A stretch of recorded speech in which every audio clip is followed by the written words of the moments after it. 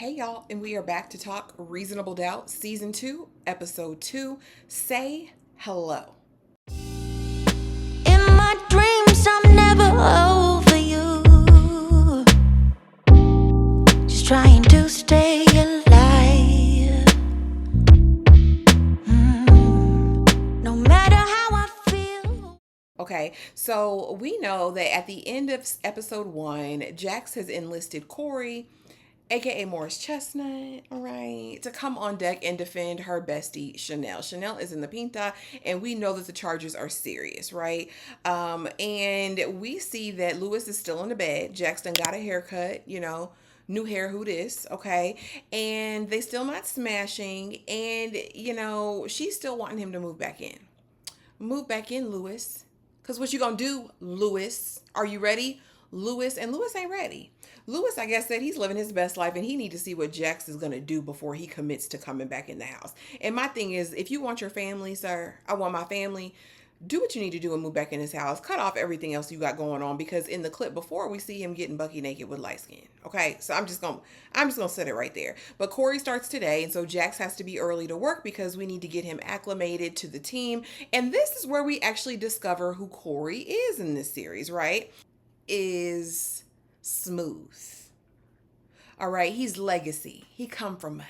All right, his daddy, granddaddy, everybody in the family was in the law, prominent, doing the most. And when I tell you he captivated the firm, all of the other partners, by the end of it, they were like, take me on the eighth hole with you. Let's play a round of golf, whatever you want, whatever you like. Okay. Because he's just that smooth. All right.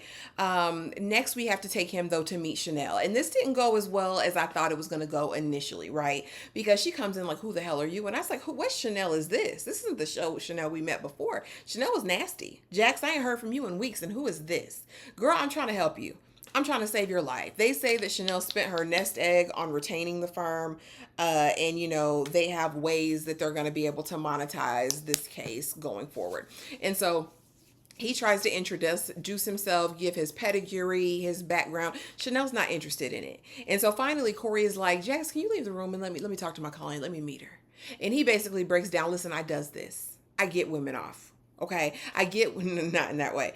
I get women off of these types of charges all the time. This is my specialty. If you trust me, okay, you're not going to do any jail time. I got you. All right. And so they come up with this plan that she's not going to post bail. She's not going to do anything of the sort, all right, because they need to get her exonerated in the court of public opinion, right? And so it shows that she's serious about making a sacrifice to stay in until she's proven innocent, because, she's really innocent. Allegedly, right? And so she's willing to go on this plan, and Jax don't like it. So Jax, after enlisting Corey to defend her friend, decides she's going to take it up on herself, right? To defend her friend.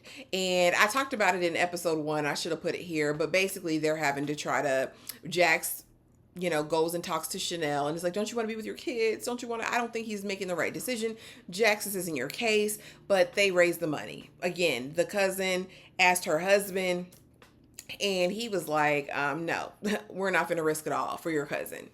We're not. And she was like, I knew he was beating her, and that's why all of her things are in our garage, and I just can't abandon her. He said, listen, what we're not going to do is take the risk of losing it all for your cousin. We're not doing that. And he got good sense. All right? But the friends managed to get the money together. How? Did she go around him? Did she go over his head to do it? Y'all tell me, because I don't know. Because how we get all this bread? They was selling his stuff, which I was like, good idea. The one friend said she had a couple thousands. They said, baby, we need 100,000. That's not hitting it. And so y'all tell me and let me know what you think. Again, they go out because Jackson Lewis, because the therapist gives them an assignment, right, in their marital counseling.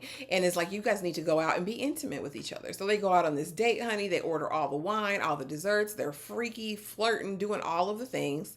Get back home, Tony. Tell me where they fall asleep. Sleep in the bed. Not a draw was dropped. All right. And so, they're go back to therapy, and he's like, well, it didn't go. We weren't really intimate. And she's like, that's my fault.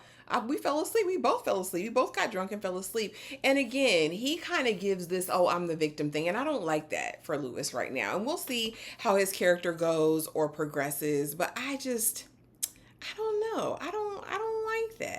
that. So I guess now Corey comes to the house because he finds out what Jax did with Chanel, posting the bail, all of that, right? And he's just given this press conference saying that they're not going to post the bail. They're not going to do any of the things because his client is innocent. So basically, she's messed up part of his strategy, right? Meanwhile, the staff loves him. Okay, her staffers love him down boots. Everybody loves him though. You know what I mean? He's just got that personality. But anyway, he pops up at Jackson's house and it's like, listen, if you're gonna step in, step in. But you brought me on to do this case. Let me work. And he was getting kind of crunk with her, baby. And Lewis came in there like, let me show you what a real will do.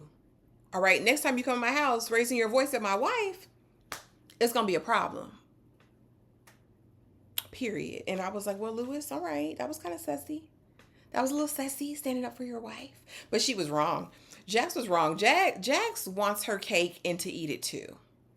You know what I mean? And I just don't know how I feel about that. And she's like, I know, Lewis, that you're sorry, or not sorry, but that you're sad because you haven't gotten any of this cootenanny. And he's like, baby, it ain't been as long as you thought.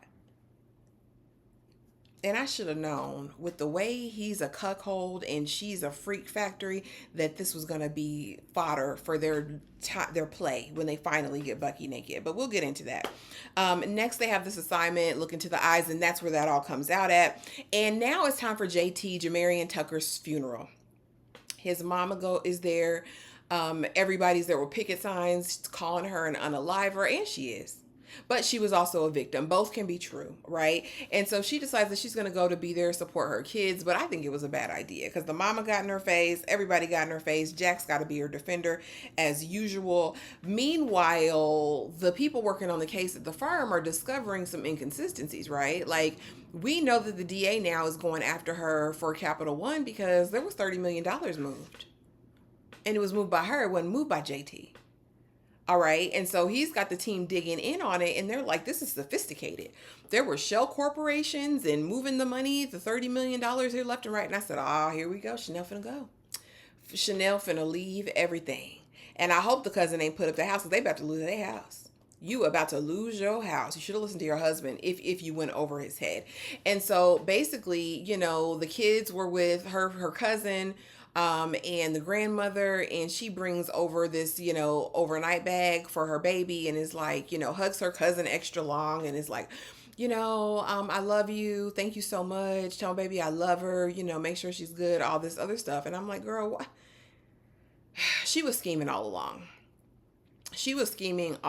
And I wonder in my mind if Chanel thought that she was automatically just going to get off and it was going to be as easy as pie. But the moving of the $30 million is so strategic and so premeditated that I just think she knew that this was going to be the alternative if it didn't go according to plan. But maybe it did. Maybe she was willing to risk it all.